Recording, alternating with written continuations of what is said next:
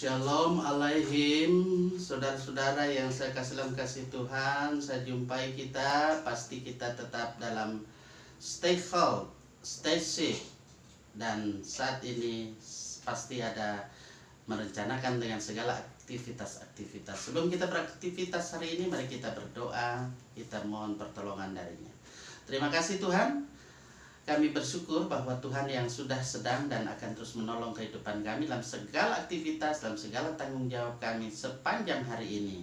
Karena itu sebelum memulai segala aktivitas tanggung jawab sepanjang hari ini, kami mau bersama-sama mengisi lagi bejana hidup kami dengan firman Tuhan. Kami mohon biar kiranya firman Tuhan ini akan menolong kami supaya kami melangkah berjalan di jalan Tuhan. Amin. Saudara yang saya kasih dalam kasih Tuhan, mari kita membuka Alkitab pada saat ini. Ada dua perikop yang saya pilihkan saat ini. Yang pertama, mari kita buka bersama-sama dalam kitab Mazmur 119 ayat 11.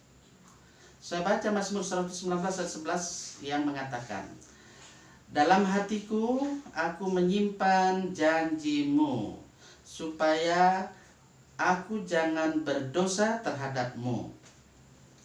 Perikop yang kedua dalam Injil Yohanes pasal 17 ayat 14. Yesus berkata, "Aku telah memberikan firman-Mu kepada mereka." Saudara yang saya kasih dalam kasih Tuhan, dalam hidup ini pasti orang-orang akan senantiasa mau cari harta. Harta karun kah? Harta bagaimana dia bisa menikmati kehidupan di dunia ini. Kalau saudara mau cari apa? Harta mana? Yang pasti kita bersama-sama pasti punya kerinduan. Baik, terkait dengan firman Tuhan ini saya mau mengajak kita melihat ilustrasi yang ada. Selalu saya mau mengajak kita untuk memahami firman Tuhan dengan ilustrasi. Kita lihat dalam satu cerita ya, seorang petani yang sudah sakit keras, yang sudah tua, yang sudah sekarat, dia sudah hampir meninggal dunia.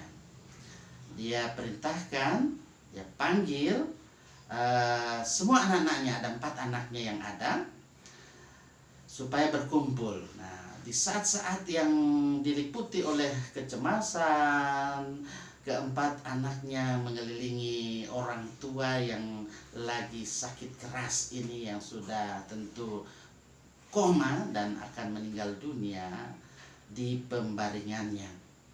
Saudara, kepada anak-anaknya, petani tua yang lagi sakit keras ini dia katakan bahwa ia sudah membagi lahan pertaniannya dalam 4 bagian yang sama untuk diwariskan kepada anak-anaknya. Ada 4 anak-anaknya yang ada itu.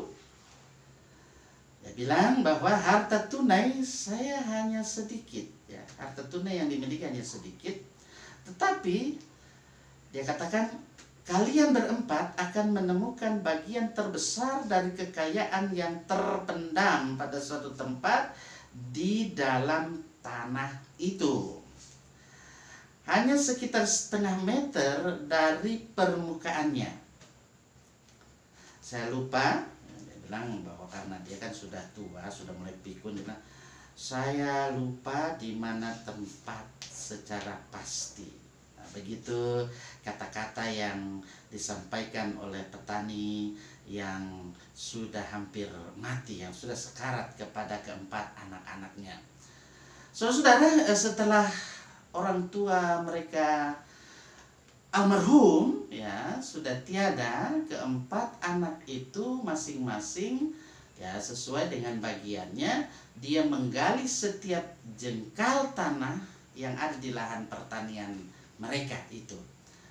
Mereka mencari harta yang disebutkan oleh ayah yang sudah almarhum. Tetapi sayang, mereka tidak menemukan apa-apa, saudara. Namun mereka memutuskan, diambil keputusan untuk supaya terus-menerus bekerja, menggali tanah, selanjutnya menanami tanah yang ada itu, lahan pertanian yang ada. Sebab bagaimanapun juga mereka masih dapat tentu berupaya, berusaha, jadi menggarap lahan bekas galian yang ada itu, sehingga dengan menanam tanaman dia bisa mendapatkan hasil. Tahun demi tahun sudah berlalu dengan panen yang melimpah, sehingga keempat anak yang ada terus bekerja keras, terus menggali dan menggali, ya, dan mencari harta yang dikatakan ada harta terpendam di situ. Akibatnya lahan pertanian mereka yang mereka garap itu dari tahun ke tahun, lahan pertanian yang ada di sekitar itu ya menjadi lebih subur, lebih baik lahannya. Dan tentu saja setiap tahun berganti dalam bagaimana dia bisa memperoleh panen yang baik, ya, karena dikelola dengan baik, penggarapan yang dengan baik, penyiangan yang baik. Setelah beberapa tahun melewati peristiwa yang seperti dilakukan itu, terusnya akhirnya mereka sadar. Mereka sadar, wah, apa yang ayah almarhum sampaikan, maksudnya pada waktu ayah mengatakan ini kepada mereka, mereka melihat bahwa kekayaan terpendam di dalam tanah, ya, ketika mengelolanya dengan baik. Jadi bukan nanti bermimpi mendapat harta karun. Saudara yang saya kasih Tuhan, dalam kehidupan kekristenan kita sebagai orang yang percaya, sebagai orang yang beriman kepadanya, Yesus Kristus pernah berfirman bahwa harta kita ada di dalam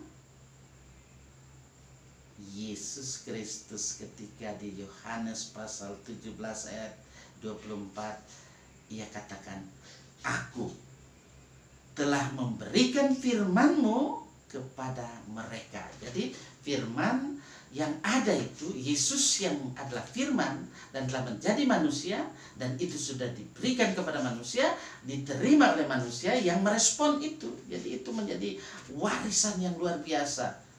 Siapa yang percaya menerima dia pasti beroleh warisan mahkota kehidupan kekal. Nah, respon yang juga terjadi dalam Mazmur, ketika pemazmur dalam Mazmur 119 ayat 11, di situ dikatakan, dalam hatiku aku menyimpan janjimu supaya aku jangan berdosa terhadapmu. Saudara-saudara yang saya kasih Tuhan, harta warisan kita yang pasti sudah disediakan oleh Allah di dalam Yesus Kristus bagi kita orang semua.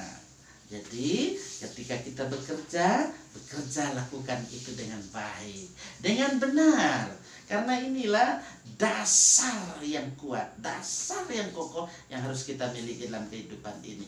Tanggung jawab. Bagaimana kita bertanggung jawab untuk menjadi orang-orang yang beriman kepadanya. Jadi orang yang percaya, menerima Yesus yang adalah firman yang hidup. Itulah firman Allah juga yang kita terima melalui kesaksian Alkitab.